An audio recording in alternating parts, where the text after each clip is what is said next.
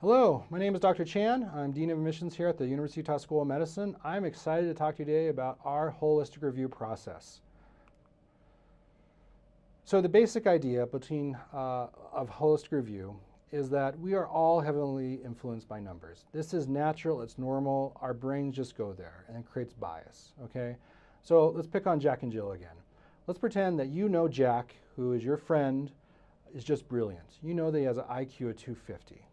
All right, you now have this number and your brain just goes there. Oh, people with IQs of 250 are blank. They're brilliant, they're rude, they're condescending. You know, your brains just go there. We're very influenced by numbers. Let's pretend Jill, you know, comes from a family of billionaires, all right? You start thinking about that. Why is Jill driving that car? Why is she wearing that outfit? Why is she making me pay for lunch? You're like, right? So when you know Jill is a billionaire, you make judgments. This creates bias, okay? We're all heavily influenced by numbers. So our goal to do holistic review is to eliminate or reduce that bias. We're trying to look at you as a whole person, not just a number, okay? Something I feel very strongly about is we are more than our test scores. Think about the last time that you got a test that you just did poorly on. How did that make you feel? I remember in college, I called it a gentleman's C. I got like a 65 on one of my physics tests. I have never gotten a test that low. I was devastated, right? And it was really hard for me because I identified myself with my grades. The scores that people gave me, I thought that was true, all right? And I feel strongly that we are more than our scores. We are the sum total of our experiences. Let's go back to Jack. So even though Jack has a high IQ, Jack does some pretty cool stuff in his life. He volunteers at a community service clinic. He likes to go backpacking. He spent time in Guatemala in orphanages.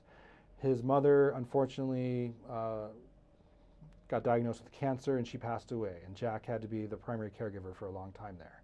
I would argue those experiences transcend Jack's 250 on the IQ. And I hope you're understanding what I'm trying to say. Okay, so how does it work in admissions? So when you interview with us, the interviewers, the people who do MMI, the mission committee members, the people who vote if you get into medical school or not, we give them access to most of your application. Your personal statements, your experiences, your secondary application, your letters of recommendation, things like that. We don't allow them to see your MCAT or GPA because we don't want that bias, all right? We think MCAT GPA is important, and I like to use a house analogy, all right? So MCAT and GPA helps you on the front porch, helps you get invited for an interview, helps you get invited inside the house, all right?